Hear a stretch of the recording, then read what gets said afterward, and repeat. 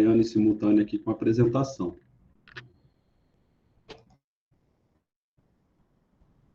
Então, vamos lá, boa noite a todos. Hoje a gente vai falar, então, do tema tão esperado, criptoativos, né, criptomoedas, blockchain. Está em alta, está num hype, não é? Como se diz aí numa das gírias que se fala muito. E está em ascensão. É um mercado muito jovem, não é? É um mercado aí que eu conheci tem alguns poucos anos que eu entrei, né? Tem aí quase 3 anos que eu já estou em cripto. E é um universo à parte, né? É a economia 2.0, né? Finance, que é conhecida, né?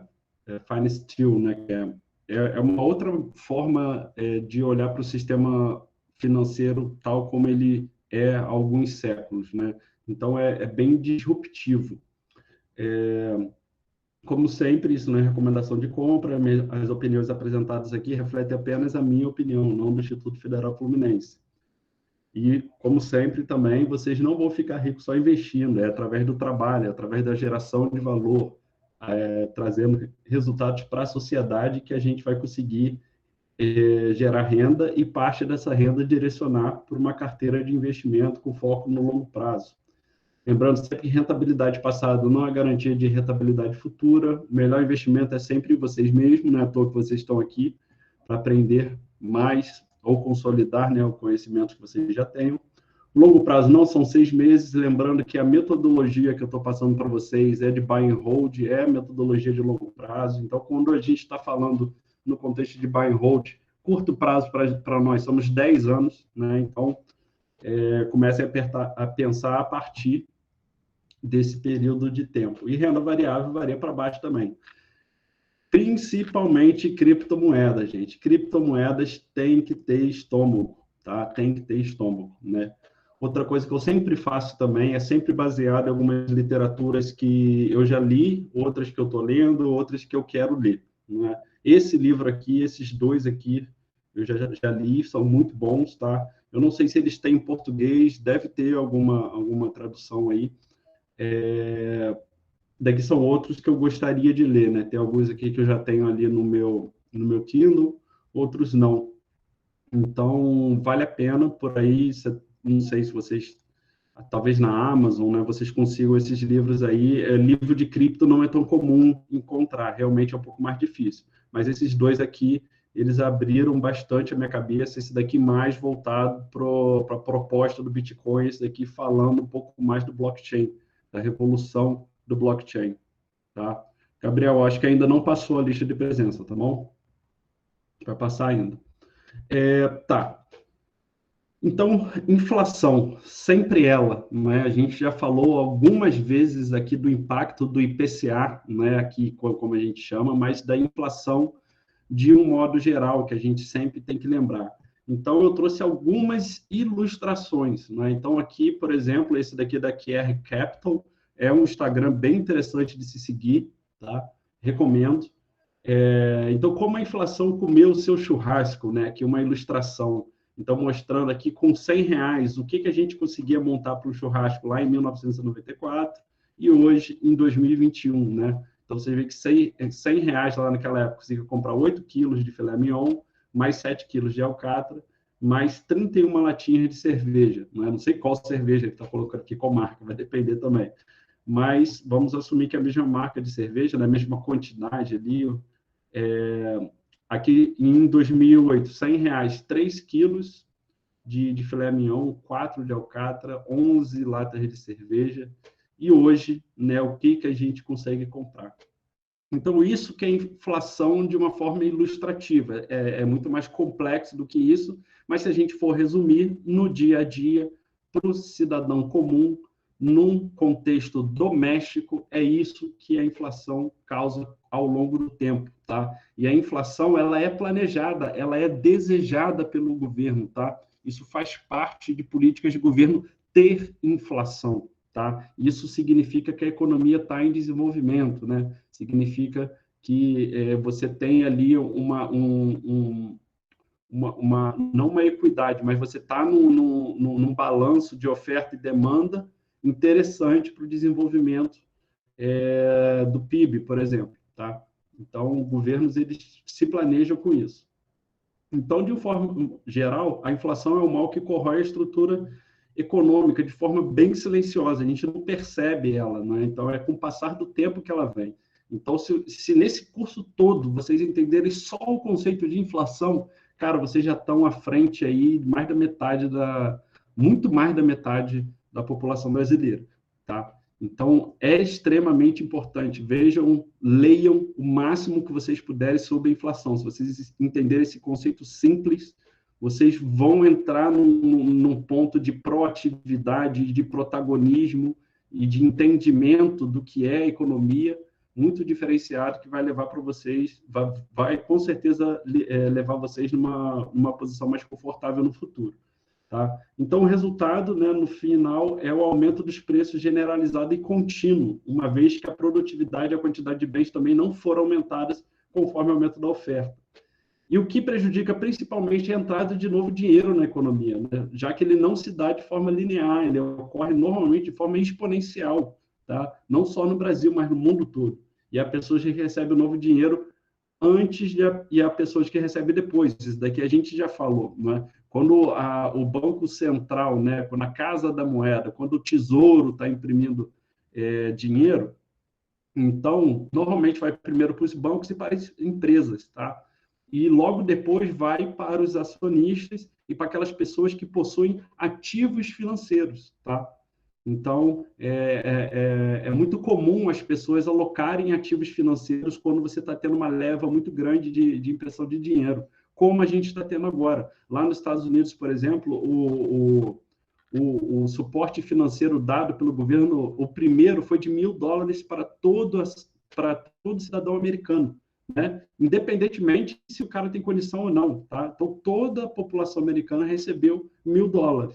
Para aqueles que não foram impactados negativamente na Covid, eles pegaram o dinheiro simplesmente e aportaram em ativos financeiros. Então, você teve uma demanda muito grande por ações, por fundos imobiliários, por criptomoedas, e isso impulsionou o preço de tudo, porque você não tem ação para todo mundo, você não tem Bitcoin para todo mundo, você não tem fundo imobiliário para todo mundo, tá?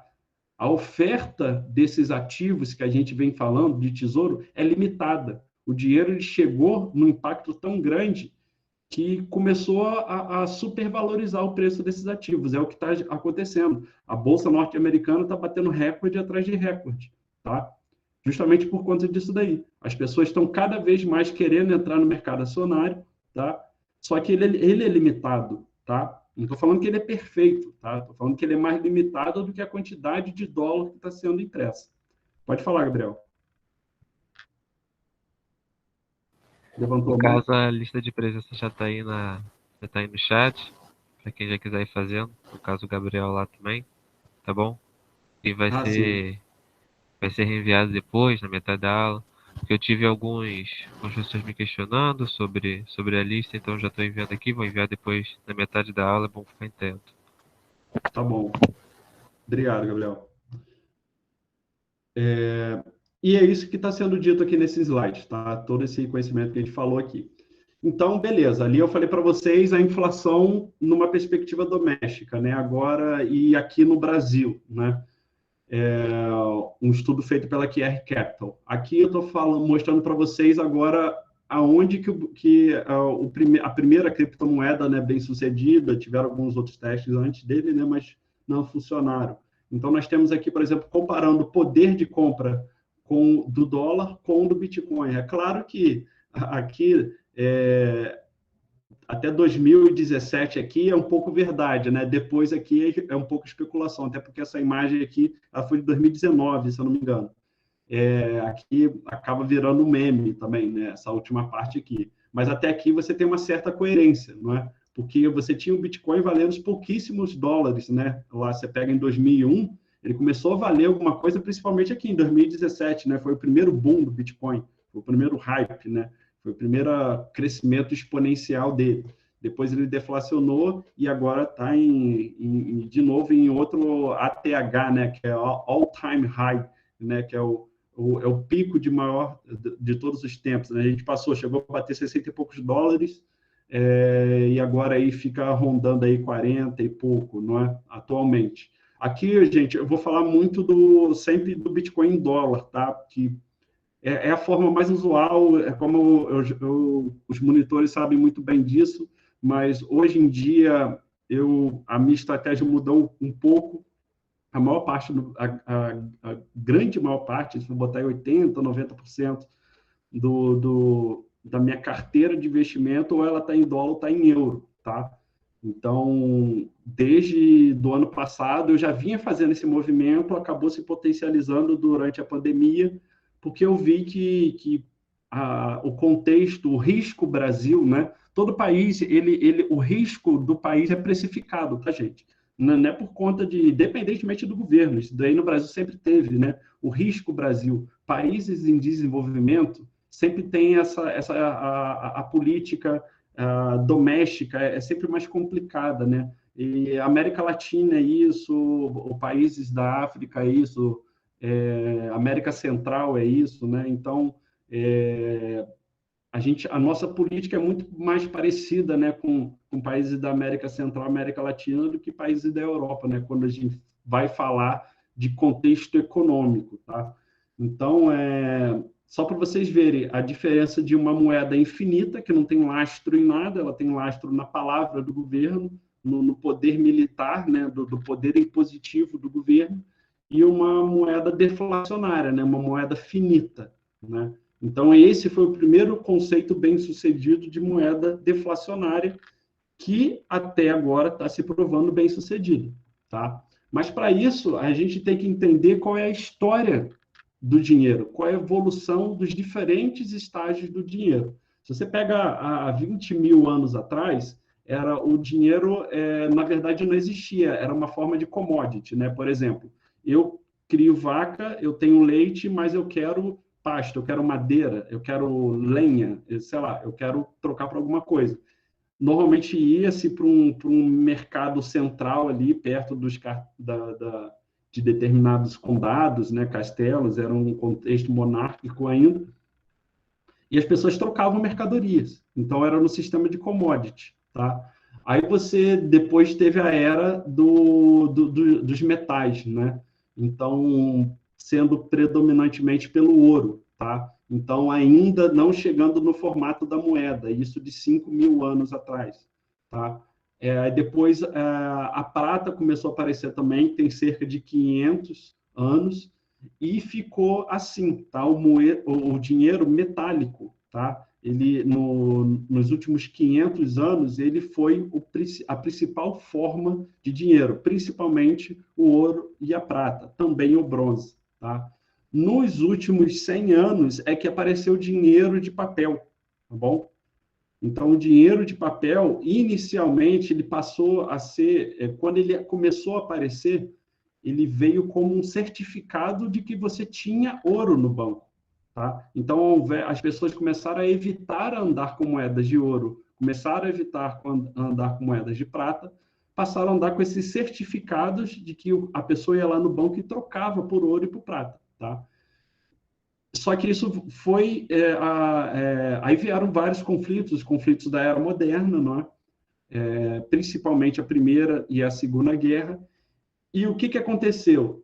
Os governos viram que era possível você imprimir esse recibo de moeda de ouro e de prata e não ter o ouro e a prata, não é? Então, foi a primeira vez que você teve esse descolamento e os governos ficaram à vontade em imprimir moeda sem lastro. Repetindo, imprimir moeda sem lastro, tá? E a partir de 73, né, numa medida provisória, né, o governo americano ele fez essa ruptura total, tá? Então, desde então, todos os outros países adotaram esse modelo de moeda sem lastro, tá? O problema é que quando você aumenta demais a oferta de dinheiro, você acaba criando potenciais bolhas econômicas, tá? Isso é muito grave, tá? O que pode acontecer? Ainda não aconteceu nada, né? Mas é como eu já falei aqui em outras aulas, é que esse contexto econômico atual ele tem indicadores muito piores do que o indicador da grande queda da Bolsa em 29, tá? Então, sim, a gente tem todos os elementos, tá, que corroboram por uma crise econômica assim, em escala global muito intensa, tá? Piores do que todas as outras. Outras crises já aconteceram com indicadores mais brandos, tá? Mas, de novo, são apenas indicadores, são sintomas que estão aparecendo, tá? Agora, quando vai acontecer, a gente não sabe. A gente sabe que, historicamente, a economia ela gira em ciclos, ela tem altos e baixos, isso faz parte. Crises econômicas fazem parte da história da humanidade, tá? Com certeza a gente vai ter uma próxima. Quando que é a pergunta, tá? A pergunta é quando. Então, o risco da moeda sem lastro, que são essas moedas estatais centralizadas, é justamente isso daí, tá? Então, a reserva fracionária, o grande problema. A reserva fracionária acontece da seguinte forma: uma pessoa deposita R$ 10 no banco, ele guarda 50 centavos e empresta o restante para outro cliente. No entanto, o cliente pode solicitar o resgate daquele depósito a qualquer momento, mesmo que o outro cliente não tenha pago. Ou seja, um sistema de reserva fracionária, o banco empresta mais do que possui em depósitos. Tá? E isso é autorizado, isso está no papel, isso é lei, isso tem respaldo jurídico no Brasil e no mundo. Tá? Não à toa a gente tem diversas crises. Tá? O banco também é um conceito um pouco mais recente. Né? Tem um livro muito interessante da família Rothschild, que ela é anterior a esses conceitos do banco. Né? Então, o Brasil Império, por exemplo, ele foi altamente financiado, tanto o ciclo da cana como o ciclo do café foi muito financiado pelos escoceses e pelos ingleses, e principalmente pela família Rothschild. Tá? E ela é uma família tão influente que ela emprestava dinheiro para governos, não só aqui no então Novo Mundo, né, para todas as Américas, como para a Europa. Você imagina uma família. Depois que acabou, né, que as gerações, ela até conseguiu se sustentar por algumas boas gerações, por alguns séculos, se eu não me engano, 300 anos foi o tempo que a família Rothschild teve uma relevância assim global, tá? Mas depois ela foi se dissociando, aí veio surgindo esses conceitos de banco, como a gente conhece hoje em dia, e fragmentou a economia global. Ela deixou de ser tão monopolizada, ainda é um pouco, né? Mas não é tanto. Então, aquele acordo que eu falei para vocês, que foi quebrado lá em 73, se eu não me engano, pelo governo do Nixon, nos Estados Unidos, que foi um presidente que sofreu impeachment, né? Nesse mesmo mandato que ele tirou o lastro do dólar, né?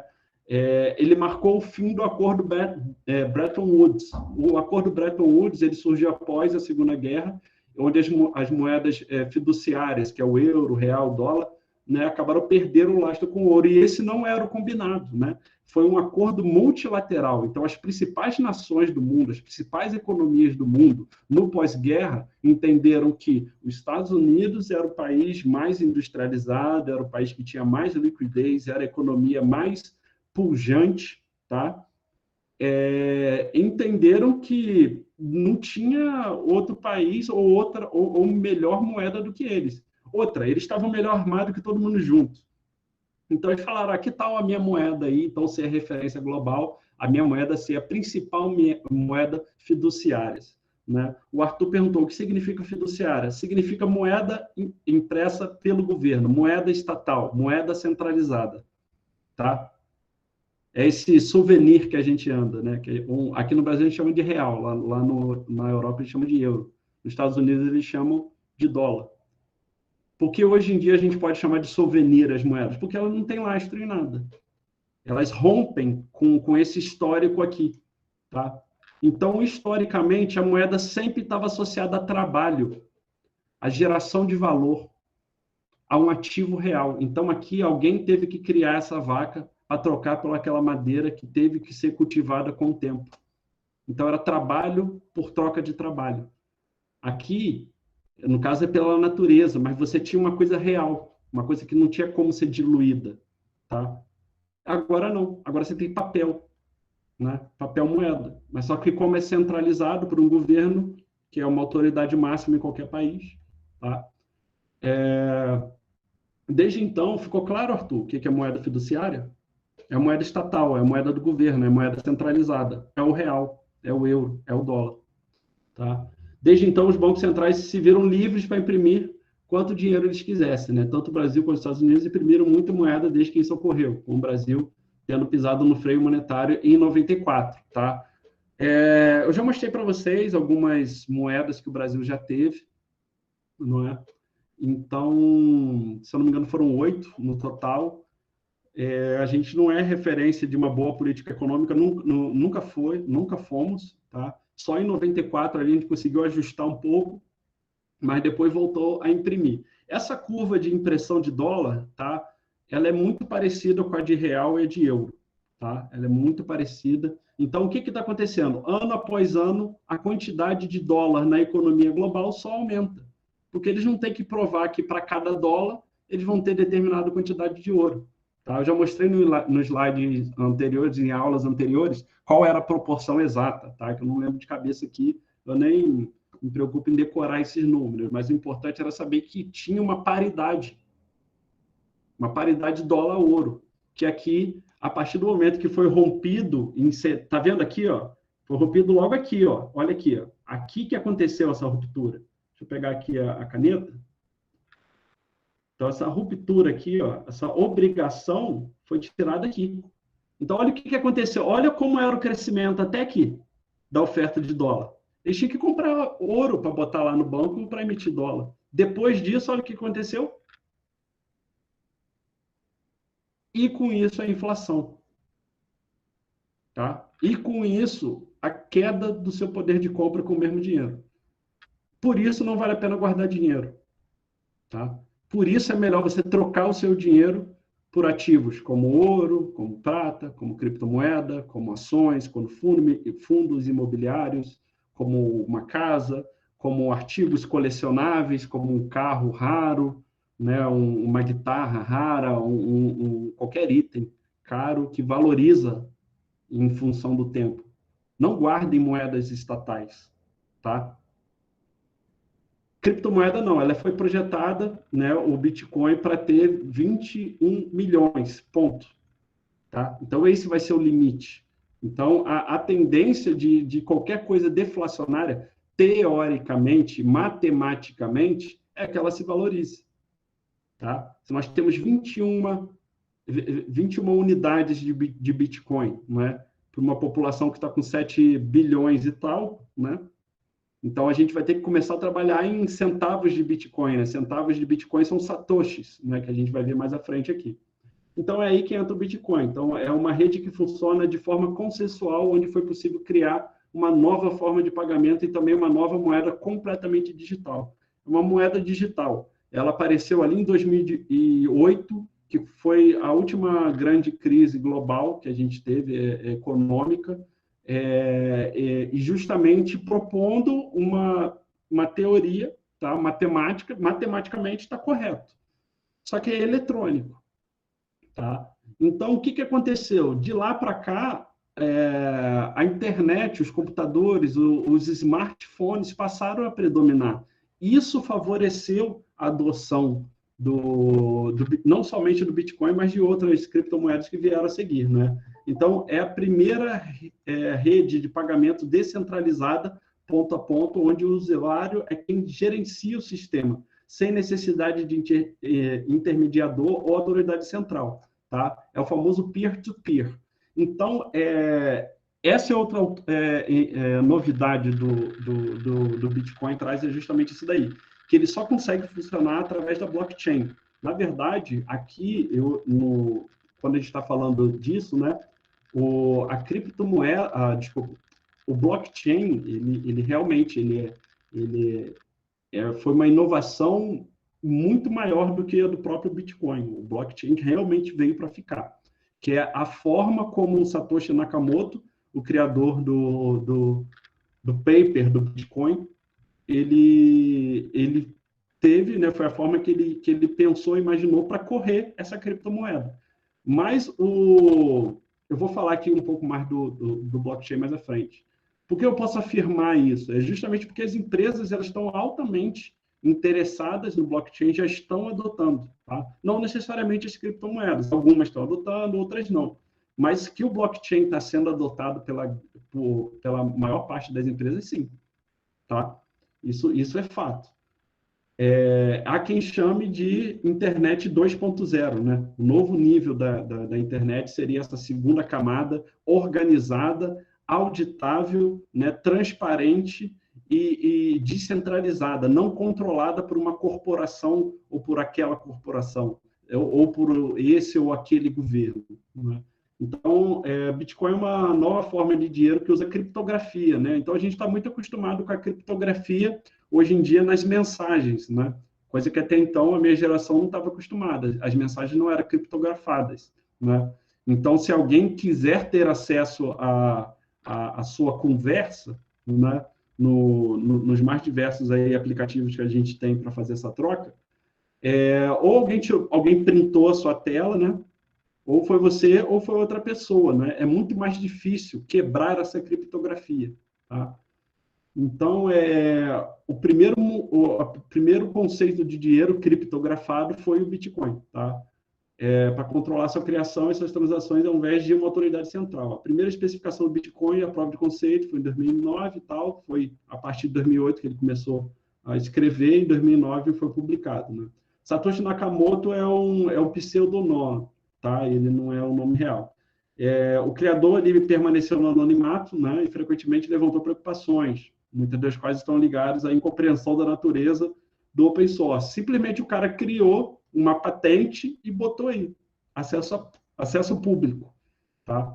Então, muita gente questiona isso daí, mas até que fala ali embaixo, né? A identidade do inventor do Bitcoin é provavelmente tão relevante hoje quanto a identidade da pessoa que inventou o papel.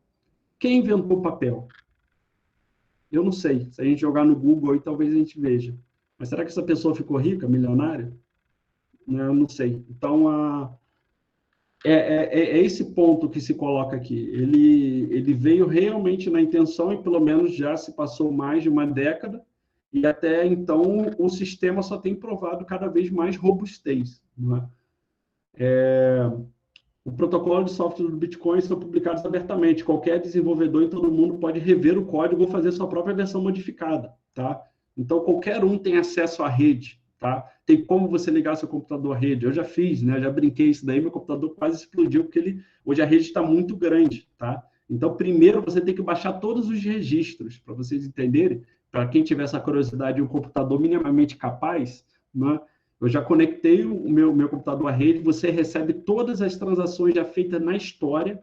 Quando o computador faz o backup de toda a rede, até lá em 2009, você vai ter o registro e o código, da onde saiu, da onde foi, em que dia, em que hora.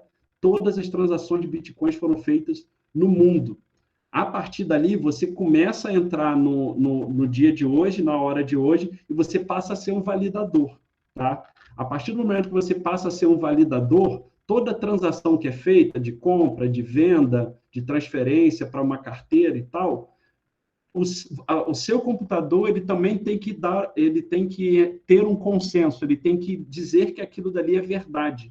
E para dizer que aquilo dali é verdade, isso tem que acontece uma resolução de um problema matemático que é gerado de forma aleatória pelo sistema, pelo código gerado por ele lá, que não tem como ser alterado, tá? E o computador que consegue resolver primeiro esse código, ele é premiado com Bitcoin, ele ganha o direito de registrar aquela transação na blockchain, tá?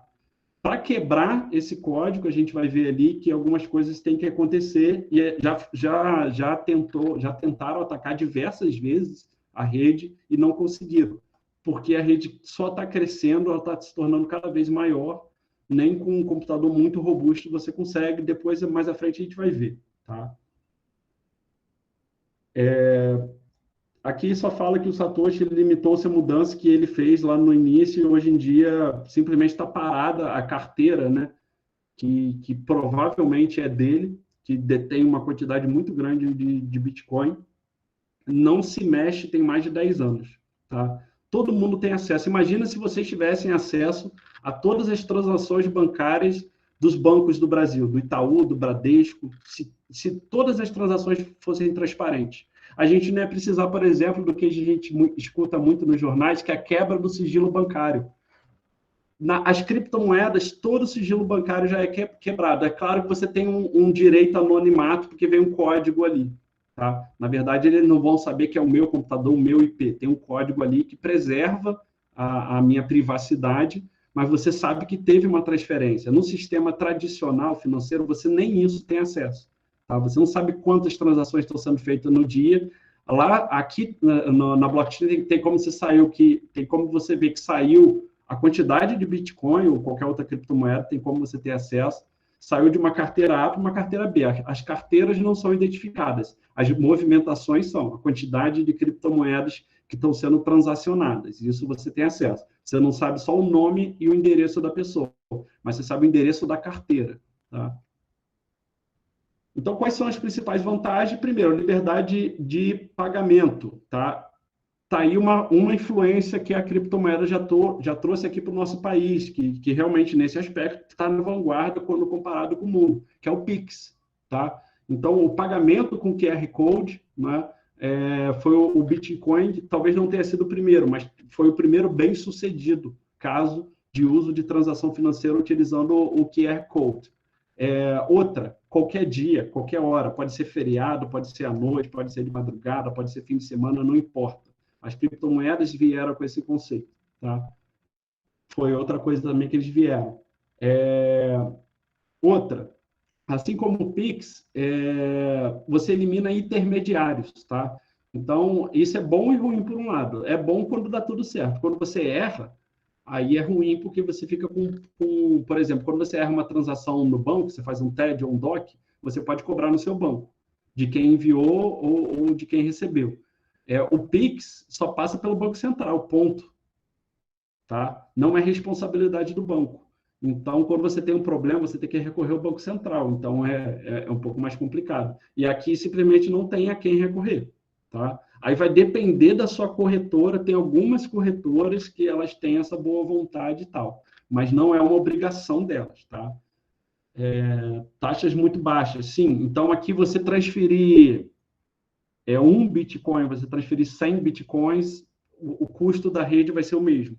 Quando você está transferindo dinheiro, não. Tá? Normalmente, a depender da quantia, você vai pagar uma tarifa maior. Tá? Segurança e controle, né? Aqui você tem controle, é possível comerciantes... Isso daí também é interessante, porque a rede define, o algoritmo, a matemática da rede vai definir essa taxa. Tá? Aqui não, quem define são a Mastercard, a Visa, o banco, enfim. São várias taxas, né? São vários middlemen, né? São vários intermediários aí. Transparente e neutra, como eu já falei. Parte ruim, não é todo lugar que aceita, o grau de aceitação é muito baixo. A gente tem algumas iniciativas, né? Depois eu vou mostrar, tem como a gente identificar no mundo quais lugares já aceitam criptomoedas. Vou mostrar alguns lugares aqui da região sudeste, mas já tem, por exemplo, o Mercado Livre na Argentina, né? O Mercado Livre é uma empresa da Argentina, eles já aceitam lá, por exemplo, para comprar casa, né? A Tesla aí estava aceitando criptomoeda, acho que não estava, deu um tempo por conta das questões aí ambientais que o Bitcoin tem, mas agora acho que está aceitando o Dogecoin, enfim. Então, tem várias empresas aí que aceitam. Eu vi também que a Microsoft vai passar a usar a rede da Ethereum, eu vi essa semana também. Outra, volatilidade. O mercado ainda é muito pequeno quando comparado com qualquer outro mercado, né? Então, quando você tem os grandes players, né, que são as baleias, como são conhecidas, né? Baleia é uma pessoa que tem muitos bitcoins, né? Uma quantidade, assim, se ela resolver vender muita coisa, ela vai aumentar tanto a oferta ali, que você vai ter ali uma demanda que não vai conseguir suportar, então os preços vão lá para baixo, tá? E outra, a gente está muito no início, né, gente? Então, o Bitcoin ainda está no processo de amadurecimento. é um software beta, está numa fase inicial, então, embora ele já tenha uma década e tenha mostrado robustez, muito mais robustez do que qualquer outro open source já criado, tá? Ele tem muitos aspectos positivos, mas também tem aspectos negativos, assim como as moedas fiduciárias, tá? Assim como as ações, assim como os fundos imobiliários, assim como comprar imóveis, assim como comprar ouro, prata, tudo tem aspecto positivo e negativo, tá? Tudo tem risco. Resta saber, com o seu perfil de investidor, qual risco você tem estômago para suportar. Tá? E, normalmente, você vai ter estômago para suportar aquele que você melhor entende, aquele que você mais se interessa. Tá bom? Então, quem controla, já falei um pouco disso daqui, foi projetado para as seguintes regras. Né? Então, é isso. Limite de 21 milhões, ponto. Intervalos de bloqueio a cada 10 minutos, tá? O halving a cada 210 mil blocos, né, que é aproximadamente 4 anos, e a gente teve um ano passado, vamos ter um em 2024 e outro em 2028, tá? Halving corta pela metade a gratificação, né? Então, por exemplo, a cada 10 minutos, toda essa rede, ela tem essa possibilidade de ganhar alguns Bitcoin. Eu não sei se está em 12 ponto alguma coisa ou 6 Bitcoins e alguma coisa por registro na blockchain. Tem que dar uma consultada, não sei como é que está agora, está 12 ou 6. No próximo vai cair pela metade, né? Ou seja, a cada 4 anos, a premiação que os mineradores, que a gente vai falar aqui um pouco mais à frente, como que funciona a mineração, né? Eles recebem uma recompensa menor, isso por conta do conceito de uma moeda deflacionária. O último bloco vai ser, o último Bitcoin está programado, né, para acontecer mais ou menos no ano 2140, tá? Sendo que a gente já produziu mais de 90% das criptomoedas.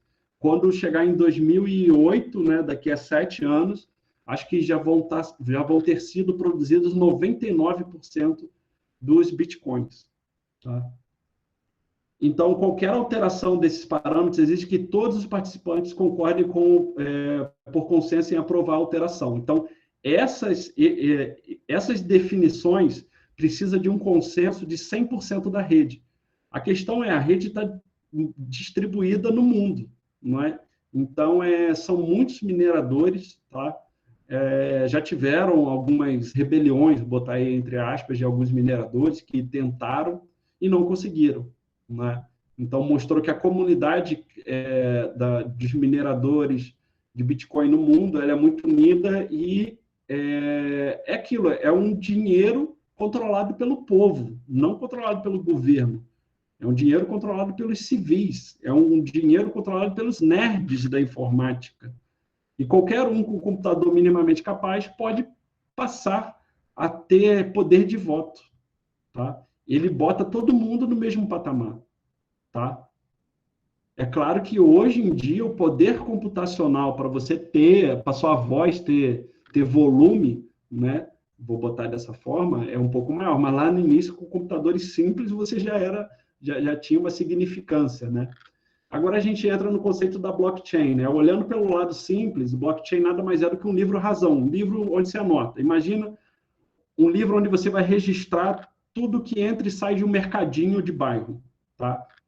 Todas as mercadorias que você compra, que estão armazenadas, que você vende, o dia, a hora, o produto que você vendeu, por quanto você vendeu. É isso. Um livro-razão é isso. Um livro de registro de compra e venda, do que entra e do que sai de uma vendia qualquer, tá? É um livro contábil, né, que faz o registro de uma transação de moeda virtual. A mais popular delas é o Bitcoin, né, de forma que esse registro seja confiável e imutável. A diferença aqui é que você não tem um fator humano, é um código matemático, uma resolução matemática pré-programada, tá? Então, ela armazena essas informações, esse conjunto de transações em blocos carimbados, né? E cada bloco tem um registro de tempo e data. Então, a cada período de 10 minutos na blockchain é formado um novo bloco de transações, que se liga a blocos anteriores. Os blocos eles dependem um dos outros, né? E formam uma cadeia de blocos. Isso torna a tecnologia perfeita para o registro de informações que necessitam de confiança, como é o caso de transação de moedas, tá? Imagina, uma vez que você coloca aquele registro, você não consegue apagar. Imagina uma internet onde tudo que a gente posta, depois a gente não pudesse alterar nem apagar. A não ser que toda a comunidade, vamos botar aí, sei lá, do Twitter, você ia precisar recorrer, abrir isso para votação, e 51% da comunidade do Twitter ia ter que concordar em deletar o seu post. Tá? Imagina um post simples, você teve um erro de ortografia. Você vai ter que abrir uma chamada para ter um consenso do Twitter para apagar aquilo. Vocês acham isso uma coisa simples? Você acha que conseguir isso, vocês conseguiriam? Apagar um post do Twitter por causa de um erro de caligrafia? Caligrafia não, de digitação, no caso, né? É muito complicado, não seria? Não concorda comigo? E olha que é uma empresa e tal. Você, vou recorrer à empresa. Então, é esse conceito centralizado que a gente está acostumado. Aí você tem um presidente, você tem os conselheiros, tá? E eles tomam a decisão. Então, você tem aqui um problema, você recorre ao núcleo. Aí, no caso, você fala, eu postei alguma coisa, mas não, essas redes você consegue postar. Eles te transferem alguns direitos, tá? A proposta do descentralizado, né, é você ter subnúcleos, né? Então, você aqui, ó. Então, esse cara aqui vai resolver o problema aqui. Ele não precisa chegar até aqui, tá? A parte central da corporação, ao nó central da corporação. Mas a rede Ethereum, né, que no meu conceito é ainda mais inovadora do que a proposta do Bitcoin, que ela não fica só na transação, você pode fazer contratos inteligentes, você pode fazer aplicativos, você pode fazer vários outros projetos ali. Não é à toa que a Microsoft está usando a blockchain da Ethereum, não da Bitcoin. Bitcoin foi a primeira, né? Foi a vanguardista, é a mãe de todos. Né? Então, um sistema distribuído, você não tem nem esses subcentros. Tá? Então, o sistema distribuído, sim, coloca todos em pé de total igualdade. E esse é o atual objetivo de projetos como a Polkadot, como a Cardano, como a Ethereum. Tá? Então, são projetos altamente disruptivos e que querem entregar isso daqui. Um sistema totalmente distribuído. Tá?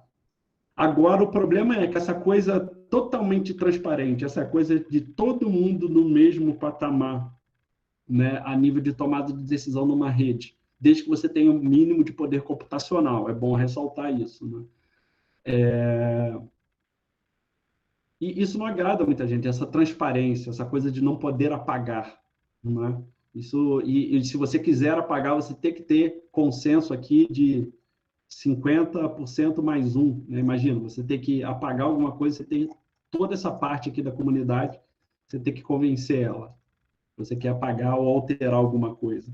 Tá?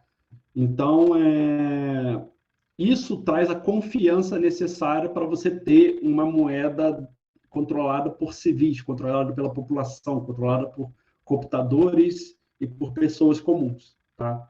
Então, porque você tem algumas coisas interessantes aqui, que é esse controle, essa segurança e tal, fica tudo num ponto, quando é o governo, e é o governo, né, que imprime as moedas que a gente usa, mas ele que é responsável pela segurança. Aqui passa a ser responsabilidade de todos os mineradores, tá?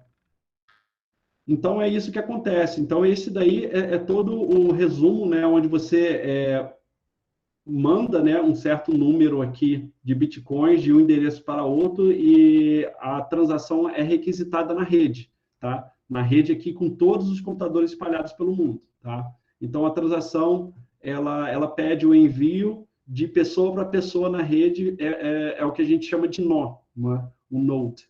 A validação do processo do Bitcoin e a implementação no novo bloco é feita a partir de mineradores que são recompensados por sua participação por conta da segurança e da rede, né? Com novas unidades da moeda. Tá? Tentei traduzir aqui simultaneamente. Então, um novo bloco de Bitcoin é criado na rede, né? Que é um novo nó validado, e a transação usando o algoritmos de criptografia. Esse processo é chamado de mineração. Tá? Um novo bloco, então, é incluído aqui na rede, está vendo esse novo bloco aqui, com essa transação que você fez aqui, que agora contém todas as informações, o dia, a hora, a carteira A, a carteira B e o valor, tá? É adicionado a uma cadeia já existente. Então, a sua transação, ela fica aqui. Então, quando vem outra, aí, meu amigo, é complicado, porque para você alterar isso daqui, você vai ter que pedir o consenso de de toda a rede que concordou com os anteriores e com os posteriores, tá? Então, a melhor chance de atacar a rede é quando está sendo colocado um novo bloco. Quanto tempo é essa oportunidade de hacker? De 10 minutos, tá? Tem 10 minutos para esse processo aqui acontecer, que eu estou explicando para vocês. Então, quando está acontecendo esse processo, foi lançado um problema matemático que a rede global está tentando resolver. E quanto mais pessoas concorrendo, maior vira o problema. Ou seja, mais poder computacional é necessário para resolver esse problema e ter o direito de registro da transação, tá? Então, para você quebrar a rede, você vai precisar, em 10 minutos, atacar 51% da rede. Tá? Então, e simplesmente não existe um computador capaz de atacar isso tudo. Para atacar isso tudo, você vai precisar coordenar uma rede de computadores. Tá? Então, se essa rede de computadores não conseguir atacar em 10 minutos, vai ser criado um novo problema matemático, porque esse bloco foi adicionado, ela vai ter mais 10 minutos para atacar 51% dessa rede, tá? Com esse novo problema matemático. E sempre zera de novo, ela tem que recomeçar esse ataque, tá? E esse ataque ele vai ficando cada vez mais complexo, porque a rede fica cada vez maior, tá? Então, a cada 10 minutos, a rede fica mais complexa e fica mais rígida e mais confiável. Eu não sei se deu para entender, porque realmente é um pouco complicado, eu tentei simplificar aqui, mas espero que tenha soado claro, tá? Mas é isso que essa ilustração está mostrando. A cada 1 hora, no intervalo de 1 hora, essa é a quantidade de blocos que são gerados, tá? Então, esse bloco aqui é o menos seguro, esse daqui é o mais seguro, né? 1 hora, aqui, ó, hoje em dia, esquece. Você atacar daqui para trás já é complicado, tá? Então, sim, não estou falando que não estou falando que não houveram tentativas, houveram tentativas, só que simplesmente não conseguiram. E essas tentativas foram bem antes do hype de 2017, tá? Quando a rede era bem menor. Tá? Hoje a rede está por volta de 2 trilhões de dólares, né? Só o Bitcoin é quase 1 trilhão. Todas as outras, né, chega a 2 trilhões. Quando eu entrei, isso está em 2 trilhões hoje o valor de mercado da cripto. Quando eu entrei no mercado de criptomoeda, eram bilhões, era 200 e poucos bilhões, né? Ou seja, não era nem 1/4 de trilhão. Então, hoje o mercado já está, se for botar 10, 20 vezes maior do que quando eu entrei, né? Então, cresceu demais, cresceu muito. Isso daqui é mineração. Então, quando você fala, eu estou minerando criptomoeda, é isso daqui. Isso é uma fazenda de mineração doméstica. Isso daqui é uma das maiores do mundo, tá? É uma fazenda de mineração industrial, tá? Então, aqui por GPU, né? Que é Proof of Work, né? É Proof of Work, que é a forma que essa mineração acontece. A Ethereum agora está mudando para Proof of Stake, tá? Então, é uma forma que polui menos e você não precisa minerar, você precisa ter Ethereum, né? Quantos Ethereum? Você tendo 32, tá, Ethereum, você deixa seu computador comum ligado. Eu fiz parte da equipe global que ajudou emprestou poder computacional, né? O que eu tinha que fazer? Eu não estava digitando, nem fazendo nada, né? Eu só botava o meu computador lá para ajudar, tá? E para experimentar a rede, né? Na fase de teste, que foi a Bacon Chain. A Bacon Chain foi ano passado ou retrasado, não lembro. Só que, coitado do meu computador, eu deixei alguns meses e você não pode desligar, entendeu? Era teste, não estava valendo nada, mas eu fiz parte porque eu queria entender. Tá? Eu vi e falei, opa, é uma oportunidade de eu entender. Só coitado do meu computador, ele com certeza perdeu alguns meses, pelo menos, de vida útil, ele vai durar menos, porque O cooler dele aqui, meu Deus do céu, gritava mais que não sei o quê. Mas aqui meio que eu já falei, gente, como é que funciona a mineração, né? Então, basicamente, a mineração funciona assim: você empresta seu poder computacional, o computador resolve o problema matemático e você é recompensado com Bitcoin, tá? A forma mais resumida que tem para falar de mineração é isso, tá? Então, aqui está mostrando, né, depois aí de algumas... a rede já tinha essa tendência de sustentabilidade. O que você está falando aí, Amanda? De, ai, meu Deus. A rede já tem essa pegada aí, a maioria das pessoas são veganas, sustentáveis, já tem essa pegada bem hype aí. Computador, coitado do meu computador. Mas eu queria experimentar isso, eu queria saber como é que era, para entender o código, entender as gírias. É o pessoal muito lá da Califórnia que estava na época. Mas foi legal a experiência, foram poucos meses. Eu nem lembro se foi 1, 2 ou 3 meses, mas não foi mais que 3 meses, não. Foi mais que um mês e menos de 3 meses. Eu até cheguei a comprar um outro computador melhor, para deixar só para isso, mas aí não estava dando para conciliar com minhas atividades de doutorado, dar aula para vocês, aí tinha que ficar ligado, eu ficava ansioso, falei, quer saber? Não é para mim, não. Já colaborei para a rede e tal. Não ganhei nada, gente, só ganhei experiência, mas ganhei, sim, um entendimento melhor.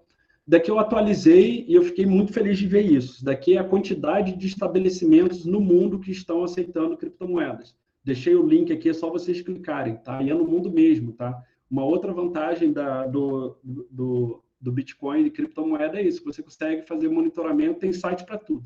O que você quiser saber da rede, você consegue saber, tá? Então, quando eu fiz o primeiro print dessa tela, foi em 2019, daqui estava com 15 mil estabelecimentos no mundo, então agora já são 23 mil. Então, só mostra que está crescendo bastante.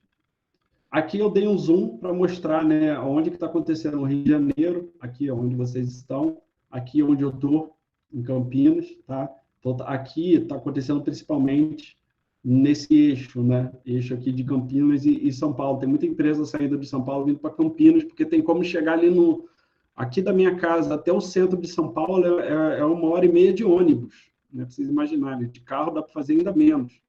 Então, é bem rápido. Então, dependendo de onde você está em São Paulo, você leva mais tempo do que do centro de São Paulo para Campinas. Então, tem muita empresa saindo lá da Grande São Paulo, vindo para Campinas. Então, tem pet shop aqui que já aceita, tem bares que já aceitam criptomoedas. Então, eu acho bem bacana aqui perto da minha casa, né? Aqui perto do meu condomínio, já terem lugares que estão aceitando. Você vê lá, aceita Dogecoin, Ethereum. Eu falo, caramba, tá chegando perto, né, cara? Isso é bacana presenciar. Depois vocês podem dar uma olhada, quando vocês dão um zoom, você consegue ver o nome do estabelecimento. Em Arraial do Cabo tem, em Cabo Frio também tem lugares que trocam serviços. É isso que eu estou falando, gente. Não é lugar onde você compra, é lugar onde você paga, né? Você pode comprar com alguma coisa, de comprar moeda, né? Você vai pegar, você já tem que ter a moeda e você vai trocar por um serviço. Macaé, eu lembro que também tinha um pet shop. Eu vi os pet shop também estão adorando isso. Até achei estranho. Tá. Chega a falar de Bitcoin. Vou falar de todas essas daqui agora, né? Sacanagem. Falar de algumas, né? Então, existe um universo muito grande aí que o Bitcoin abriu. Então, o Bitcoin abriu isso daí de possibilidade. Né? Daqui eu já consigo ver a Dogecoin, né? Que é a moeda meme, né? Tem uma aqui do Pikachu. Enfim, hoje qualquer um pode criar sua própria criptomoeda. Tá? Mas é aquilo, será que ela traz valor? Será que ela traz um serviço? Será que ela resolve um problema real? Não é? É isso que a gente tem que pensar. A mesma coisa que uma empresa. Né? Quando a gente fez aquela análise fundamentalista de ações, fundos imobiliários, falamos lá também de tesouro direto, a gente estava sempre preocupado com os benchmarks, indexadores, dividend yield, ROI, ROIC, PL, PVPA, né, vários indicadores, realmente preocupados se aquelas empresas daqui a 10, 20 anos vão estar, de fato, gerando valor através de seus serviços para a sociedade. Né? E essa mesma análise a gente tem que levar para esse universo, tá? Porque existem subsegmentos. Tá? Então, como eu falei para vocês, se for botar papel no papel, tá? Resolver problemas reais, A Ethereum resolve muito mais problemas do que o Bitcoin. O Bitcoin, ele realmente ele foi ali o início de tudo. Foi a partir dele que o Vitalik Buterin ele fez, ele saiu dali, né, das pessoas que estavam colaborando com depois que o Satoshi publicou o paper, o Vitalik Buterin ele fez parte dessa primeira leva, né, de desenvolvedores ali que falam, caramba, blockchain, que novidade, né, galera nerd, né? Ele via alguns artigos e ganhava Bitcoin em troca. Na época valia acho que $2 ou $3, né, cada Bitcoin, imagina. Você pagar aí com o câmbio de hoje 5, 6 reais em um Bitcoin, né? Ele ganhava 3 Bitcoins ou 3 Bitcoins e meio por artigo que ele escrevesse, né? Tipo jornal, né, falando, né? Só que mais técnico. Então, ali ele começou a entender e ele viu que com aquela rede, não só ele é cofundador, né? Várias pessoas fizeram parte. Mas esse daqui é o ecossistema da Ethereum hoje. Tá? Então, o que eu destaco aqui? É isso que vocês têm que avaliar na criptomoedas que vocês forem comprar. Todas elas têm site, eu coloquei um site aqui. Ó, tá? Então, você fala, tá, quais empresas já abraçaram esse projeto? Então, opa, eu tenho a Shell, eu tenho a HSBC, que é outro banco, eu tenho a Mercedes, a BMW, eu tenho a Google, eu tenho a Microsoft, eu tenho a Samsung. Vocês já ouviram falar em alguma dessas empresas? Provavelmente, não é? São empresas que estão aí no dia a dia. Então, você fala, opa, então se essas empresas estão aqui, quer dizer que alguma coisa está acontecendo. Tá? Então, você tem toda uma rede DeFi, né, que é Decentralized Finance, que são, a ideia é acabar com aquele lance de exchange, de corretora, né? Ficar uma coisa mais direta, de pessoa para pessoa. Então, aqui, ó, empresas centralizadas, tá? Você tem aqui empresas centralizadas, empresas descentralizadas, empresas de análise de dados, tá? Empresas de auditoria. Então, empresas de auditoria, aqui já estão entrando cartórios, tá? Tem muito cartório interessado. Empresas que promovem eventos, empresas corporativas, empresas de infraestrutura. Aqui eu tampei aqui de venda, eu acho. E o NFT, que é outro hype aí que teve, né? O último. NFT é arte, é você vender a arte, ao invés de você vender uma arte impressa, você vende aqui. É uma arte única, você passa a ter os direitos autorais sobre aquela imagem, tá? E ela é totalmente criptografada. Os NFTs também estão em alta, também é uma outra possibilidade. Então, o Ethereum, de fato, ele, depois da internet, né, ele vem justamente para regulamentar, para organizar, para dar transparência à internet. Ele pode possuir seus dados e seus aplicativos não espionam nem roubam. Então, você pode ser sua própria internet, né? É mais ou menos isso. É um pouco difícil de explicar. Mas é uma internet onde todos têm acesso a um sistema financeiro aberto. Então, transações são feitas ali dentro mesmo, né? Ainda não entra na minha cabeça que alguém compra um GIF por dezenas de dólares, ou até milhares. Né? Exatamente. Aí você imagina, vocês que estão aí com 17, 16 anos, às vezes é estranho para vocês, imagine para a galera da minha idade, 30 e poucos anos, e a galera mais velha, não é? Então, quando eu vi o NFT, foi esse ano, no início do ano, a primeira vez, eu falei, caramba, eu custou a entender. Aí eu já falei para vocês que meus amigos mais bem-sucedidos não são meus amigos médicos, né? É meu amigo designer gráfico e o outro amigo técnico e mecânica que trabalha embarcado numa plataforma. São eles que ganham, assim, granas absurdas. E esse meu amigo designer gráfico, ele trabalha nos Estados Unidos. E ele faz arte, ele já fez arte para Fiat, para campanhas assim grandes, né, de outdoor, de propaganda já. Aquelas artes que aparece o carro lá sendo desmontado e tal. Ele vendeu um NFT. Eu falei, caramba, é isso. Então eu vi um cara, um amigo meu, amigo de ensino médio, a gente teve várias bandas junto, né? Que teve no meu casamento, né?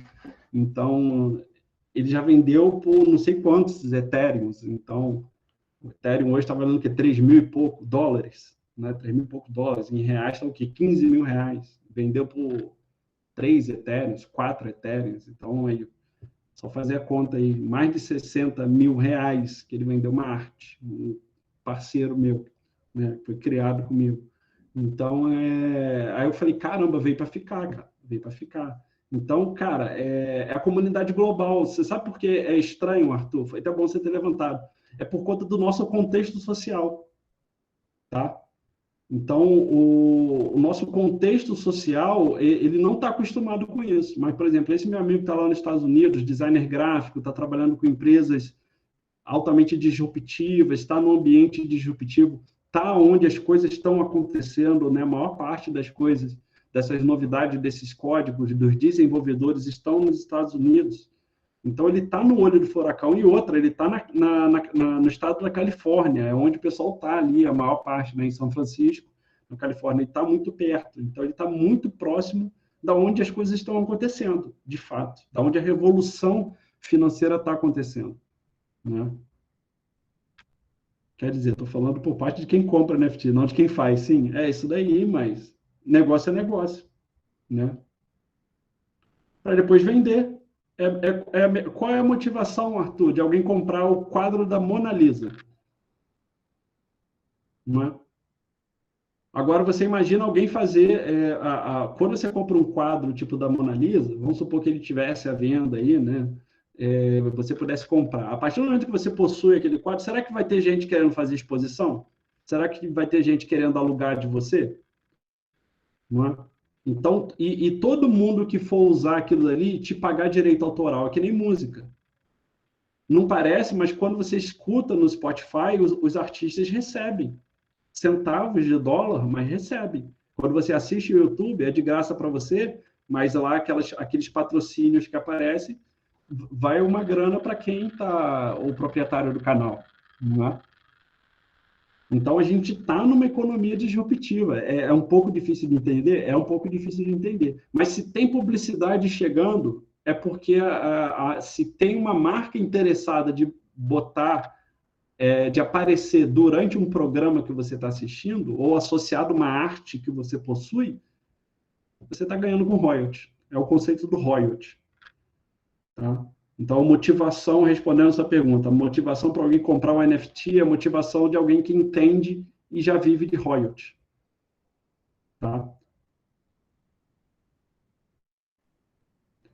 O royalty do NFT é o direito de uso de imagem. Royalty é isso, de um jogador, direito de uso de imagem. Não é? A partir do momento que aparece aquela imagem. É por isso que quando aparece aqui na internet, uma determinada imagem vai aparecer numa matéria de jornal. Né? Aparece determinada arte. Do lado não tem os patrocinadores? Os patrocinadores estão pagando o jornal e o jornal vai repassar parte para o proprietário da arte. Só que como ainda os canais de mídia não estão correndo dentro de uma blockchain, às vezes esse pagamento pode não estar chegando, de fato. Mas a partir do momento que... É por isso que a Ethereum é muito disruptiva, não só a Ethereum como a Chainlink. A partir do momento que você tem toda a internet correndo dentro de uma blockchain, aí esses pagamentos vão acontecer de forma efetiva. Sim, ele é único, exatamente. Imagina você ter uma coisa única fisicamente, agora você tem uma coisa única digitalmente. E a partir do momento que alguém vê ela dentro de uma plataforma que roda dentro da blockchain, o proprietário vai estar recebendo royalties. É que nem vídeo no YouTube. Os vídeos no YouTube, quando eu estou fazendo esse vídeo e coloco nesse tubo, no YouTube, ele se torna único. Tá? Se torna único porque ninguém fez, sei lá, isso daqui, agora, nessa imagem. Não é? Então, só por conta disso, quando eu boto lá, eu tenho direitos sobre o royalties. Né? Quando vocês assistem, vai passar uma propaganda. Parte da propaganda viria para o dono do proprietário do canal. Entendeu? Exatamente, é isso. É porque ainda está acontecendo, Arthur. Está acontecendo. Mas, eu, respondendo outra parte da sua pergunta, seria justamente as pessoas se anteciparem ao mercado. Então, ela está comprando NFT hoje, já esperando que daqui a alguns anos vai ter como ele monetizar ainda muito mais isso. Entendeu?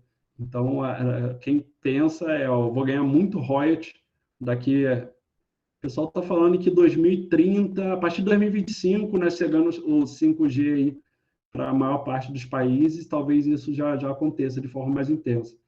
Mas o período de maturação das criptomoedas é agora, é essa década, né? São esses próximos 9 anos, né? Que as coisas vão acontecer e se consolidar. Então, aqui, outros tipos de... A Chainlink eu gosto muito, a Kyber Network também é uma que eu gosto, a Rain também eu gosto do conceito. E as stablecoins, que elas só replicam o valor das moedas fiduciárias, né? Tem o Tether, a maioria aqui é o dólar, né? Tem outros que replicam o euro. Então, é interessante a gente ver os diferentes classes de criptomoedas. Então, aqui, por exemplo, é o mesmo conceito. Eu não falei lá na aula de ações que é interessante a gente comprar ação de empresa de saneamento básico, de eletricidade, do setor financeiro, do setor de saúde. É a mesma coisa quando você for compor a sua carteira de criptomoedas. Também tem que ter um pouco de diversificação. Então, você pegar algumas large cap, né, que são aquelas com maior capitalização no mercado. Aqui eu destacaria essas duas, né? O Bitcoin é o ouro digital, quem diga, né? E o Ethereum a prata digital. Aqui plataformas que estão fazendo acontecer no hype da DeFi, né? Que é a Uniswap e a Chainlink. São duas aí que eu gosto muito dos dois projetos. De plataforma de game, incrível. Eu aqui, particularmente, gosto muito da Engine Coin. A Decentraland tem um projeto legal, mas eu não estou, né? As memes, eu acho engraçado, mas não tenho nenhuma, tá? De internet das coisas, eu acho bem bacana. Eu gostei muito do projeto da VeChain. E das NFTs, eu acho que tem um mercado muito grande, né? Eu destacaria a Chilis, é uma que eu gosto, tá? Então, é isso. Vocês têm que entender que tem subsetores dentro. BAT também é muito boa. Eu gosto, que é o do Brave, né? Seria a internet das coisas. Sim. É o IoT, né? Então, essa daqui são as que eu destaco. Então, tenham essa ideia de criação de portfólio cripto, tá? É interessante. E outra, deem preferência para comprar diretamente aqui nas exchanges, gente. Evitem terceirizar. Tá? Eu sei que é mais fácil, que alguns de vocês compraram terceirizado, né? Eu prefiro ter e ser o proprietário e não estar na mão de ninguém, está na minha mão. Tá? Então, eu gosto de ter liquidez. Se quiser vender, eu vendo agora. Eu acabo aqui a aula e pego, vou vender. Eu nem preciso esperar aqui. Aqui no meu celular eu pego e vendo. Tá? Eu gosto dessa sensação de liquidez. É uma das coisas que eu priorizo. Tá? Então, aqui são as principais exchanges. Exchanges são corretoras, né, de criptomoedas no mundo. Você tem a Binance, a Coinbase, que eu destaco. Você quer segurança, transparência. É uma empresa que está listada na Bolsa, só está progredindo em termos regulatórios nos Estados Unidos. Então, segurança no mundo, não tem quem bata aqui. É Coinbase, tá? E grande, né? Gigante. Estou falando das empresas gigantes. A Binance, ela tem lá seus problemas, mas é a maior a nível de capitalização do mercado, muito por conta do Tether, né? Que é o dólar criptografado, é uma stablecoin. Passa muito dinheiro pela Binance. Uso também, mas é aquilo. Se fosse indicar, indica uma no mundo, essa, Coinbase. Segurança, vocês não vão ter problema. Então, compra direto lá. Tá? Então, outras aqui que eu já falei, né? Eu gosto muito dessas duas, por conta que elas fazem staking. Eu vou falar de staking um pouco à frente, né? Que é a Binance e a Crypto. Tá? Eu gosto muito das duas por conta disso. A Hotbit é interessante porque tem algumas criptomoedas que não tem aqui, tá? E tem alguns projetos que eu gosto e que eles são só vendidos aqui dentro. Então, por isso que eu tenho a Hotbit. Mas eu comecei pela Foxbit, que é brasileira, é muito segura também, tá tudo certinho com o governo, tem todas as licenças, você consegue declarar no imposto de renda.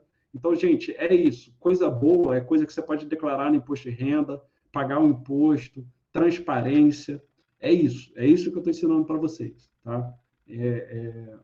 São os preceitos morais e éticos do investimento. Né? Transparência total, registro total. Então, eu prezo muito por isso também. Eu fico bem despreocupado como uma empresa já mostra ali o dado certinho para você declarar no imposto de renda, porque eu sempre fui esse cara e faço questão de ser, tá? Então, são empresas que, umas eu utilizo mais, outras eu já não utilizo, mas já tive experiências positivas com todas elas. Onde armazenar? O ideal é não deixar na corretora, tá? O que eu aconselharia, se fosse aconselhar para vocês, abra uma conta na Coinbase, compre lá e depois vocês vão sacar e colocar numa dessa daqui, tá? Numa cold wallet. Pegar e guardar no armário. Pronto. Ninguém nunca vai roubar esse Bitcoin, tá? É a forma mais segura possível de vocês comprarem o Bitcoin e de armazenarem o Bitcoin. É ir lá na Coinbase, fazer uma conta, comprar, transferir, conectar no seu computador, transferir para cá, criptografado, desconectado da rede, tá? Então, se está desconectado da rede ali, ninguém mais pega, tá? É a forma mais segura. Essa carteira aqui é muito boa, foi a primeira, a Trezor. Essa outra eu sempre esqueço o nome, mas ela também é boa e você tem alguns painéis digitais, você consegue comprar com R$ 500, umas outras com 1.000, tem palavras-chave também importantes. Tem essas daqui eu não indico, tá? Essas paper wallets, essas do cartão que você bota aqui, essa aqui também é boa, tá? Mas é muito cara. A Trezor e essa outra já atende bem, tá? Aqui no Brasil tem empresas autorizadas a fazer isso, depois eu posso passar o link, tá? É importante. Então, a forma mais segura possível, tá? Se vocês não querem ter dor de cabeça, tá? É isso, comprar na Coinbase, armazenar numa Trezor, ponto, tá? Agora, a partir do momento que você deixa na corretora, você está correndo determinado tipo de risco, tá? Ela ser hackeada, por exemplo. As hot wallets significa que elas estão conectadas na rede. Essa daqui elas estão desconectadas na rede, que são as cold wallets. São todas essas gamas de produtos aqui. Aqui você pode ter uma no celular, por exemplo, você pode ter uma no computador, tá? Então, essas hot wallets, elas podem estar ali, enfim. Melhoraram muito o nível de segurança, tá? Mas, de novo, se for indicar, compra na Coinbase, armazenando na Trezor, ponto. Qualquer outra coisa que você fizer diferente, você vai estar assumindo um risco maior. Menos risco do que isso não tem, tá? Só se você fizer peer-to-peer. Por exemplo, você tem a Trezor, aí você vai e transfere para um amigo seu que também tem Trezor. Aí é peer-to-peer, de pessoa para pessoa. Você transfere não só Bitcoin, mas várias outras criptomoedas, de uma carteira para outra, tá? O que é importante, gente? Quando eu estou dando aula para vocês, eu uso o Google Chrome, tá? Mas no resto da minha vida eu só uso o navegador Brave, tá? O Brave é um navegador criptografado e a identidade visual dele, né, parece muito com a do Mozilla Firefox, só que ele é ainda mais seguro, tá? Ele bloqueia anúncio. Nunca mais eu assisti anúncio do YouTube, por exemplo. Ele bloqueia aqueles anúncios. Ele te dá uma criptografia. O modo de segurança dele, se você apertar o Shift Ctrl N, ele abre aquela janela anônima de segurança, já tem uma VPN embutida. E o interessante é que, conforme você vai usando ele vai gerando, você ganha dinheiro, o BAT, você ganha a moeda deles, que é o Basic Attention Token, né? E você pode guardar na carteira online deles, que é o Uphold, você pode fazer renda fixa, tá? É aquilo, não ganha muito, mas já ganha alguma coisa, né? Eu acho que você, é Arthur Medeiros, não é o sobrenome? É você que tem, não é, Arthur? Já que você usa o BAT, não é? Sim, aí, o Arthur tem uma experiência já positiva, ele usa. Há quanto tempo você está usando já o Brave, o Arthur? Isso daí. E ele tem várias outras formas de ganhar um dinheirinho lá, né, Arthur? Tem alguns outros programas que você vai assistindo anúncio, vai testando produtos. É bem bacana, tá? Eu aconselho pela segurança. Então, se você fizer compras de criptomoedas, né? Por exemplo, lá na Coinbase, não usem o Mozilla, não usem o Google Chrome, usem isso daqui. Não usem o Google, usem o DuckDuckGo, que é um buscador também criptografado, né? Daqui são simuladores de carteira, tá? Antes de vocês comprarem, simulem, tá? Não tem por que gastar dinheiro agora. Usem, eu gosto muito desse. Esse daqui eu já usei mais, hoje em dia eu nem uso. Esse daqui, ele para fazer comparativos, ele é bom, tá? Ele tem muita função, mas eu acho que vai confundir vocês, tá? O CoinMarketCap, ele é um pouco mais simples, tá? E ele já atende essa experiência de simular, como se vocês tivessem... Só você botar lá, bota lá 0,25 Bitcoin, 1 Ethereum, para vocês verem como é que seria e fica acompanhando. Só para entender como, ó, se você tivesse comprado e segurado, né? O quanto que teria variado para cima ou para baixo. É interessante.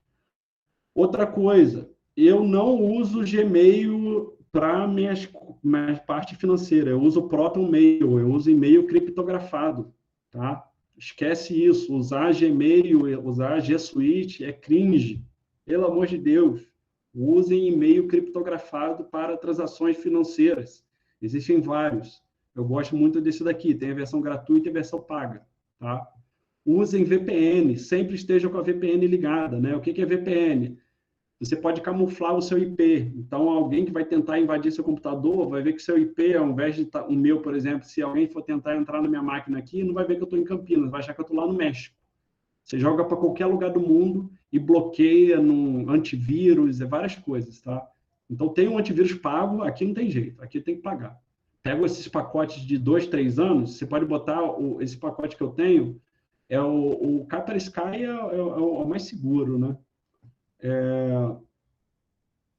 O que eu tenho aqui é o Avast, ele já atende bem até 5 computadores. Então, vocês podem...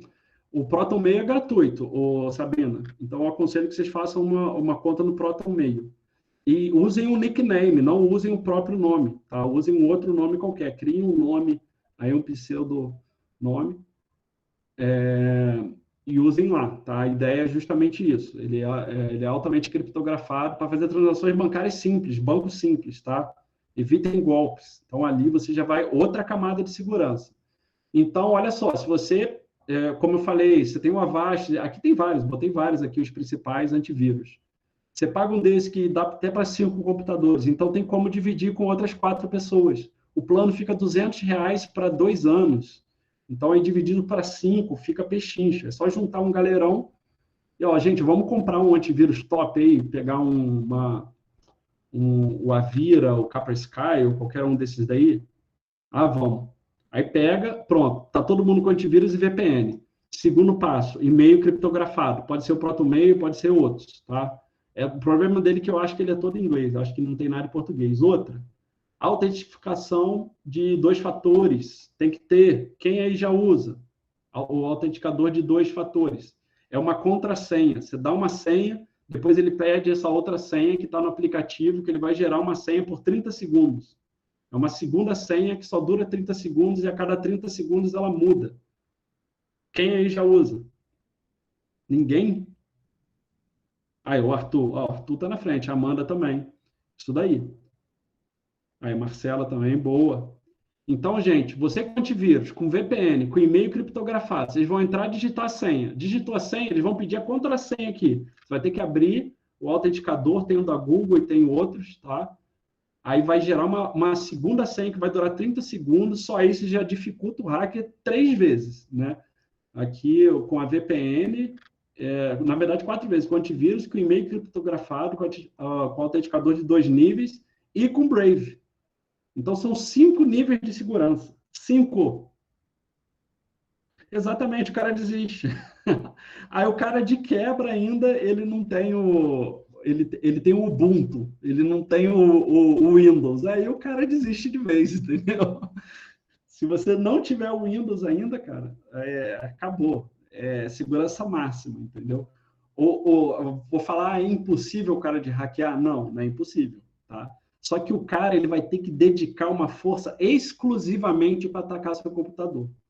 E qual é o bacana de você ter um navegador como o Brave, de você ter o autenticador de 2 fatores, o e-mail criptografado, antivírus e VPN?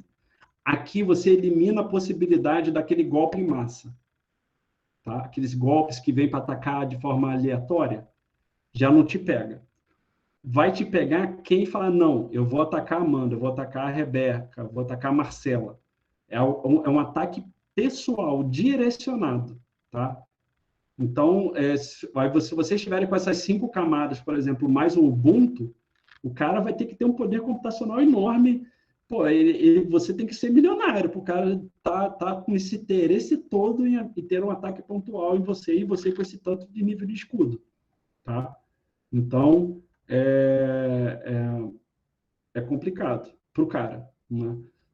Não, eu ainda não estou adiantando, Marcela. Ainda estou acabando essa, e quando acabar aqui eu vou ver se vocês vão estar no clima aí para adiantar ou não.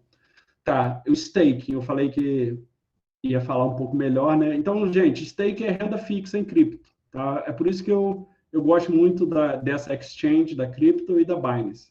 Eu gosto dela porque ela fechou patrocínio com a UFC, ela fechou patrocínio com a Fórmula 1. Então, você vê aí, ela fechou patrocínio com a Liga Italiana de Futebol. Então, ela ganhou certificados do governo americano e do governo suíço de atuação. Ela é a primeira exchange que ganhou o certificado do... É como se fosse o, o Conselho Mundial dos Bancos. Então, uma empresa muito preocupada em ter transparência e de ter as aceitações e certificações. Tá? O problema dela é que você não consegue comprar pequenas quantidades de Bitcoin, de Ethereum, de Litecoin, de Tether, de Stellar, de XRP, de EOS, né, que são as que estão aparecendo ali. Você tem que ter um mínimo, ela não é tão democrática nesse ponto. Então, ela por um lado, ela te certifica, ela tem a Visa, é parceira dela, tem um cartão da Visa, ela foi a primeira a ter. Então, ela tem várias empresas que já estão coladas com ela, aí, como eu falei, a Fórmula 1, o UFC, a Liga Italiana de Futebol, a própria Visa, que já tá há um tempo com ela, mas ela não é tão democrática assim para quem tem pouco dinheiro, tá? A Binance não, a Binance é bem democrática. Então, com pouco, ela tem a Binance Brasil, ela aceita Pix, então ela tem uma página em português, ela é bem acessível. Então, você consegue lá botar o Ethereum para render renda fixa. Aí você vai ganhando Ethereum toda semana, tá? Então, aqui, você bota o Bitcoin, o último stake que eu fiz foi de 4,5% ao ano. 4,5% ao ano. Mas eu ganho em Bitcoin. É que eu falei para vocês, não me interessa mais ganhar em real. Me interessa ganhar, seja em renda fixa, em fundos imobiliários, em ações, em criptomoedas, me interessa ganhar ou em euro, ou em dólar, ou em criptomoeda. Real já basta meu salário, tá? Então, não, eu quero ter um segundo salário em outros tipos de moeda que não aqui é do nosso país, entenderam? Pode falar, Arthur. Dá pra me ouvir? Sim. Eu ia falar que você não acabou não respondendo, que eu não sei se você viu, mas eu queria te perguntar se você também usa aqueles programas que geram senhas aleatórias. Você já ouviu falar? Ah, sim. Não, esse daí eu não uso, Arthur. Mas eu já ouvi falar, Uhum. sim. Já ouvi falar.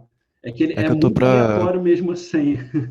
Eu sei quanto é. Mas é como se fosse assim: você tem uma senha mestra, você entra nesse programa e lá vão ter todas as senhas aleatórias e difíceis que ninguém tem que decorar aquilo, ninguém consegue decorar aquilo. Sim, eu já Só vi precisa de uma isso. senha mestra pra isso. Eu já testei um aplicativo, mas eu não gostei da ideia de ter um aplicativo ali. Eu não senti muito à vontade e já fiquei satisfeito, mas com o que eu já tenho. Mas eu Uhum. sei, aí é mais um nível de segurança, ótimo. Para quem fica ok. E sei lá, às vezes eu me perco nas minhas senhas. Então, eu de tempos em tempos troco a minha senha e eu tenho minha lógica própria aqui. Né? Aham, Mas é interessante, entendi. sim. Foi bom você ter levantado isso daí. Eu vi essa pergunta aqui agora, de programas que geram senhas aleatórias. Mas muito bom, obrigado aí por ter colaborado. Aí, gente, mais uma dica. Vamos lá, já acabando essa aula de cripto, canais de notícias, eu acompanho o mercado por isso daqui, que é esse mapa de cor, né? Aí você vê que o mercado é desse tamanho, tá? O mercado é desse tamanho. Então, qual é o tamanho do Bitcoin em relação ao mercado, né? Ou seja, a dominância dele é de 68,75. Mas daqui está um pouquinho desatualizado, né? Aqui você vê pelos valores, um pouquinho não, bem desatualizado. O Bitcoin está 40 e pouco dólares, né? O Ethereum está 3. Você vê, cara, olha o print da época, da primeira vez que eu dei aula, olha como é que estava o valor das moedas, Ethereum. Está hoje $3.000. Imagina, gente, imagina. Então, se tivesse hoje aí todo mundo, né? Então, daqui só para vocês terem uma ideia do tamanho dos projetos. Então, se vocês entenderem que atrás das principais criptos existem pessoas trabalhando em projetos para resolver problemas reais, vocês conseguem botar um pouco mais o pé no chão e entender que o mercado ele está entregando serviço, né? Então, aqui, olha, como eu falei, a Cardano também, eu gosto muito dela, Ethereum, Bitcoin, a Chainlink também, como vou esquecer da Chainlink, pelo amor de Deus. Então, são projetos assim que é tranquilo investir, né? E todos os canais de notícia, aqui eu destaco, eu aprendi muito com esse cara lá dos Estados Unidos, mas diariamente ele traz notícia boa, o Altcoin Daily também é um dos principais do mundo. Ele basicamente ele pega tudo que está acontecendo no mercado, te dá um resumo de 10 minutos. Eu acompanho também diariamente, né? Eu começo meu dia assistindo aqui, é bom que eu treino inglês também bastante. Aqui é mais para ler, tá? Quem prefere ler. Aqui é para quem prefere ver, né? Lá no YouTube. Aqui no Brasil, para mim, esse é o melhor. Tá? Use Cripto, são duas mulheres que trazem de forma muito acessível, mas elas estão muito antenadas, né? Na verdade, elas bebem de toda essa água aqui, né? E trazem o conteúdo assim, à la brasileira, numa linguagem tupiniquim muito acessível, né? Eu gosto muito delas, assim, totalmente antenada com o que está acontecendo no mundo, elas têm assim um senso de time, assim, de tempo muito legal. Criptofácil eu não assisto muito, mas já assisti, tá? Então aqui, se fosse destacar, né, hoje, para mim é isso, são esses três aqui, né, minhas fontes de informação. Eventualmente as outras, tá? A Decrypt aqui é que eu prefiro ouvir, assim, até para praticar o inglês. E aqui eu deixei um dicionário, tá? Que eu falei muito em altcoin, blockchain, baleia, carteira, exchange, mineração.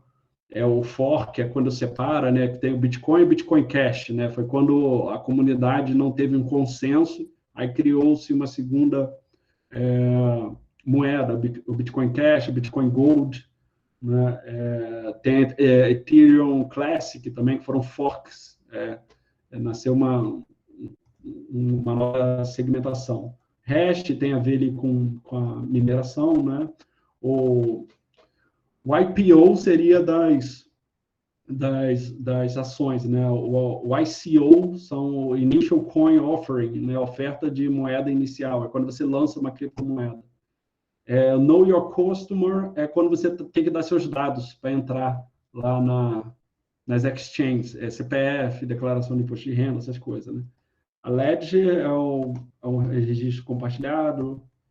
Aí liquidez, market cap, node, peer-to-peer, pool, satoshis, né? Igual aqui o Bitcoin, você pode comprar isso daqui só do Bitcoin. Ao invés de comprar um Bitcoin, você pode comprar isso daqui. Então são 10 satoshis, né? 1.000 satoshis, né? São os centavos do Bitcoin. Satoshi é o pseudonome do criador. Token são esses daqui, né? São tokens de ações. Hoje em dia, na Binance, você pode comprar parte da ação de uma empresa, né? A Holy Coiner é aquele que possui um Bitcoin inteiro, né? Então, ele está aqui, né? Mas você pode comprar isso aqui, alguns satoshis, né? R$50, sei lá, deve ser R$100, qualquer coisa, você já pode comprar. E material complementar, alguns vídeos aí que eu acho importante ver, tá? Para vocês consolidarem isso. Então, é isso daí, gente. Isso daqui foi o conteúdo de criptomoeda. Alguma dúvida relacionada a esse tema aí? Se vocês não tiverem, pelo amor de Deus, né? Foi a aula mais pedida. Vamos lá, pode abrir o microfone. Já sabem tudo certinho? Abrir uma conta na Coinbase, comprar, botar lá na Trezor. Pessoal, eu tinha falado também, não tem como abrir conta em nenhuma coisa dessas tendo menos de 18 anos. Tem esse problema também, né? Eu não sei, Arthur, se nas DeFi você consegue, nas outras exchanges descentralizadas. Eu não sei. tá? Eu vi a Coinbase, eu não consigo fazer A conta lá. Coinbase, ela é muito certinha, né? Então, Uhum. como ela tem de regulamentação de mercado tradicional, então não permite menor de idade. Mas vocês podem ver com o pai de vocês também, né? Isso daí seria interessante, não?